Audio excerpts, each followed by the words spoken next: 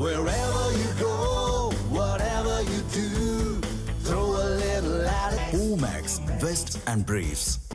கொடுக்கும் தொகுதிகளை வாங்கிக் கொள்ள வேண்டும் என விசிகவுக்கு திமுக நெருக்கடி கொடுப்பதாக தகவல் வெளியாகியிருக்கிறது.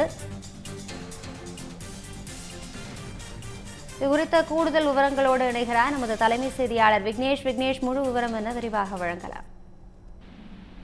அபிராமி வணக்கம். இன்று காலை 11 மணி அளவில் திமுக சார்பில் அமைக்கப்பட்ட தொகுதி பங்கீடு பேச்சுவார்த்தை குழுவோடு விசிகவினுடைய கூட்டணி பேச்சுவார்த்தை குழு ஆலோசனை நடத்திருப்பதாக தகவல் கிடைக்கப்பட்டிருக்கிறது. ஏற்கனவே முதற்கட்டமாக நடைபெற்ற அந்த ஆலோசனை கூட்டத்தில் பேச்சுவார்த்தையில் சுமூகமான உடன்பாடு எட்டப்படாத நிலையில் இன்றைய தினம் மீண்டும் பேச்சுவார்த்தைக்கு அழைப்பு விடுக்கப்பட்டிருக்கிறது. திமுகவை பொறுத்தவரையில் ஒரு முடிவில் தெளிவாக இருக்கிறது. குறிப்பாக திமுக கூட்டணியில் அங்கம் வைக்கக்கூடிய பழைய கட்சிகளுக்கு தொகுதிகளை குறைத்து புதியதாக வந்திருக்கக்கூடிய கூட்டணியை தலைமையை ஏற்று வந்திருக்கக்கூடிய கட்சிகளுக்கு தொகுதிகளை ஒதுக்க வேண்டிய கட்டாயமும் நெருக்கடியும் இருப்பதால் ஏற்கனவே தொடர்ந்து வரக்கூடிய அந்த கூட்டணி கட்சிகள் தங்களுடைய தொகுதிகளை குறைத்துக் கொள்ள வேண்டும் என்ற ஒரு வலியுறுத்தலை திமுக தலைமை தொடர்ந்து விடுத்துக் கொண்டிருக்கிறது. அதனுடைய ஒரு பகுதியாகவே இந்திய கம்யூனிஸ்ட் கட்சி, மார்க்சிஸ்ட் கம்யூனிஸ்ட் கட்சி, மதிமுக, கொங்குநாடு மக்கள் தேசிய கட்சி, இந்திய யூனியன் முஸ்லீம் லீக் உள்ளிட்ட பல்வேறு கட்சிகளுக்கு கடந்த சட்டமன்ற தேர்தலின் போது வழங்கப்பட்ட அந்த இடங்களை குறைத்து இம்முறை கையெழுத்திட்டிருக்கிறார்கள். அவர்களும் வேறு வழியின்றி கையெழுத்திட வேண்டிய சூழலுக்கு தள்ளப்பட்டிருக்கிறார்கள். இதில் மிகப்பெரிய ஒரு திமுக கூட்டணியில் ஒரு வாக்கு வங்கி இருக்கக்கூடிய கட்சியாக இருக்கக்கூடிய விடுதலை சிறுத்தைகள் கட்சி இரண்டாவது முறையாக இன்றைய தினம் பேச்சுவார்த்தைக்கு வர இருக்கிறது. நேற்று விடுதலை சிறுத்தைகள் கட்சியினுடைய உயர்நிலை குழு கூட்டம் நடைபெற்றது. அதில் 2 முக்கியத்துவம் வாய்ந்த தீர்மானங்கள் நிறைவேற்றப்பட்டிருக்கின்றன.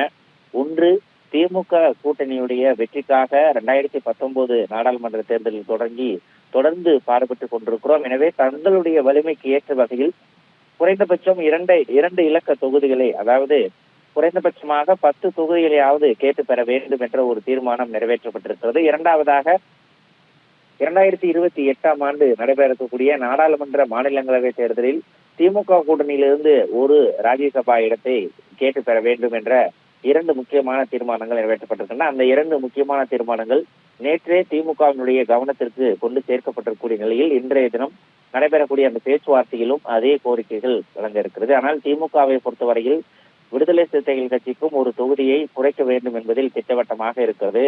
இதை காரணமாக சொல்லித்தான் இந்திய கம்யூனிஸ்ட் கட்சி, மார்க்சிஸ்ட் கம்யூனிஸ்ட் கட்சி, மதிமுக உள்ளிட்ட பல்வேறு கட்சிகளுடைய தொகுதிகளை திமுக தலைமை குறைத்திருக்கிறது. எனவே அவர்களைப் போலவே விசிகவையும் தொடர்ந்து பேச்சுவார்த்தை என்னும் பெயரில் அழைத்து தேர்தல் நெருங்கும் நேரத்தில் குறைந்த தொகுதிகளை விசிகவுக்கு ஒதுக்க திமுக தலைமை முடிவு செய்திருப்பதாக தகவல் கிடைக்கப்பட்டிருக்கிறது. இன்னமும் திமுக கூட்டணியில் அங்கம் வைக்கக்கூடிய தேமுதிகவுடன் முதற்கட்ட பேச்சுவார்த்தை கூட தொடங்கி நடைபெறவில்லை. மக்கள் நீதி மையத்தோடு 2 கட்ட பேச்சுவார்த்தை தோல்வியில் முடிவடைந்திருக்கிறது. மக்கள் நீதி மையத்தை பொறுத்தவரையில் டார்ச்லைட் சின்னத்தில் தான் போட்டியிடுவோம் என அவர்கள் தெரிவித்துக் கொண்டிருக்கக்கூடிய சூழலில் 2 தொகுதிகளுக்கு மேலாக ஒதுக்க முடியாது என்பதை திமுக திட்டவட்டமாக தெரிவித்திருக்கிறது. அதோடு மீதம் இருக்கக்கூடிய அனைத்து கட்சிகளுக்கும் ஒதுக்கிய பிறகு மீதம் இருக்கக்கூடிய தொகுதிகளை பொறுத்து மக்கள் நீதி மையத்திற்கு வழங்கிக் கொள்ளலாம் என்ற ஒரு முடிவையும் திமுக தலைமை எடுத்திருக்கிறது. இன்றைய தினம் நடைபெறக்கூடிய இந்த பேச்சுவார்த்தை என்பது மிகவும் முக்கியத்துவம் வாய்ந்ததாக இருக்கிறது. விடுதலை சிறுத்தைகள் கட்சி 10 தொகுதிகளை ஒதுக்க வேண்டும் என்ற ஒரு கோரிக்கையை முன்னிறுத்தி வரக்கூடிய நிலையில் திமுக 5 தொகுதிகளை மட்டுமே தருவதற்கு முன் வந்திருக்கிறது. 5 தொகுதிகளை ஏற்றுக்கொண்டு மார்க்சிஸ்ட் கம்யூனிஸ்ட் கட்சி, இந்திய கம்யூனிஸ்ட் கட்சியை போல விடுதலை சிறுத்தைகள் கட்சி தொடர்ந்து கூட்டணியில் தொடருமா அல்லது கூட்டணியை விட்டு வெளியேறி மாற்று முடிவை எடுக்க முற்படுமா என்ற சந்தேகம் இன்றைய தினம் நடைபெறக்கூடிய இந்த சந்திப்புக்கு பிறகு முடிவு தெரியும் என்ற ஒரு தகவலும் கிடைக்கப்பட்டிருக்கிறது. அபிராமி, விரிவான தகவல்களை வழங்கியமைக்கு நன்றி விக்னேஷ்.